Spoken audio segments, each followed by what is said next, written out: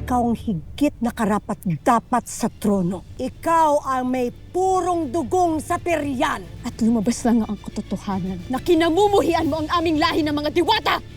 Hindi niyo mababagong pagtingin ko sa mga lahing nooy. Naging mga alipin lamang!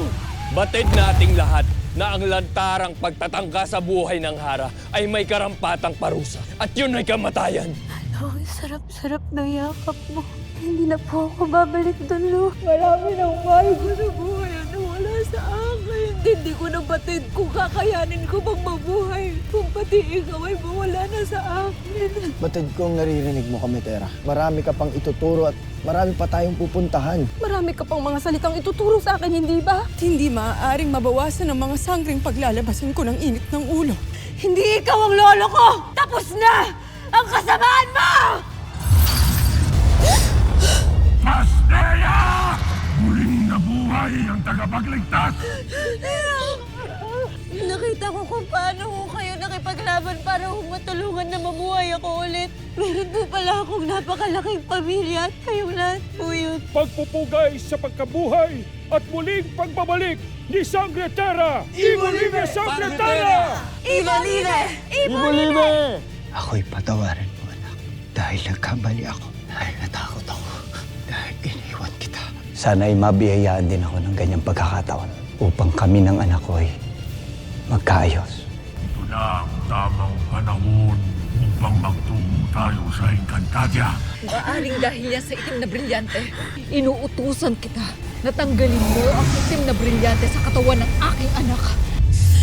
Nagbalik na ang aking kaisa-isang kaibigan.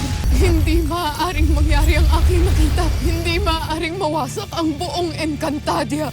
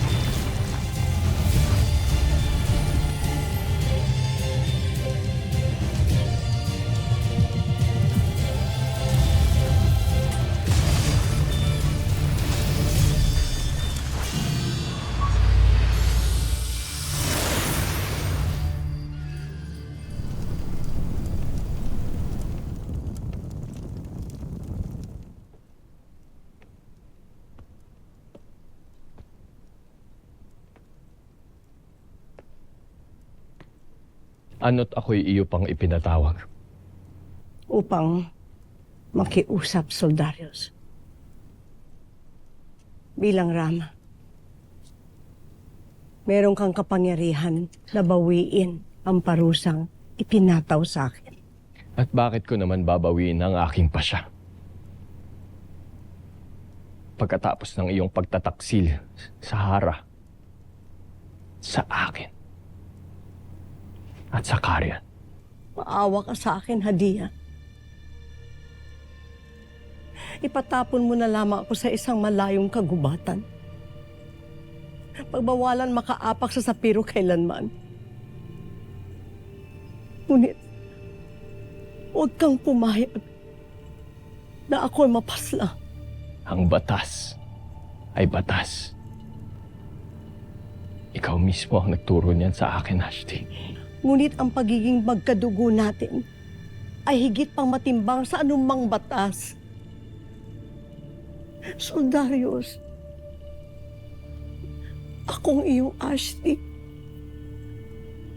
Akong nag-aruga sa iyo. Simulat sa pula na mayapang iyong mga magulang. Aking pakiusap. Huwag mo ko ipagkakanulo.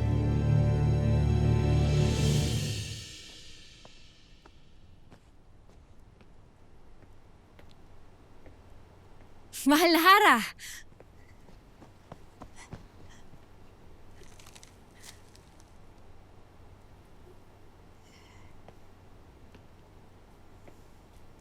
Kanino kaya galing ang sulat at bulaklak na ito?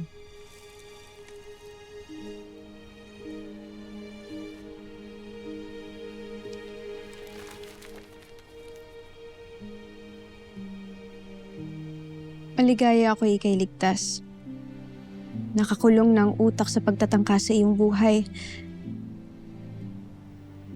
Panalangin ko wala na uling mga has na manakit sa'yo. Mahal na Hara. Tila hindi sanay sa ensya ng sumulat nito.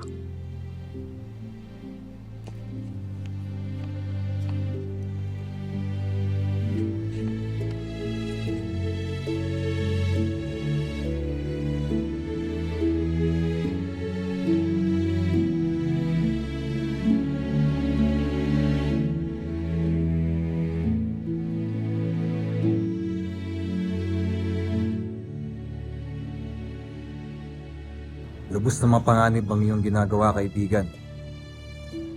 Paano kung mahuli ka ng Rama sa iyong ginagawa na pagpapadala ng bulaklak at sulat sa Hara? Nais mo bang ikay maparusahan din? Lubos na masaya lamang ako. Malayo na siya sa kapahamakan. Malayo sa mga kamay ng Braknes na si Tabon. Hindi sa pinagsasawalang bahala ko ang iyong paghaharuga. Bilang ikaw na rin ang naging aking pangalawang ada. Ngunit ang isang tunay na ina ay hindi pinaiikot at kinakasangkapan ang sariling anak para sa kanyang paghihiganti. At tila kayo nakakalimot, Ashti, sapagkat kayo rin ang nagdala sa inyong sarili sa ganitong suliranin. Kaya, Poltre, wala na akong magagawa para sa iyo. Batid mo, Meron. Bakit mo pinapanigan ang Hara? Ni hindi mo naman siya iniibig. Dahil ako ang bana ng Hara. At ako ang Rama ng kaharian. At tungkulin ko pangalagaan si Hara Armea, maging ang buong kaharian ng Sapiro laban sa mga taksi. Sudario. Sudarios!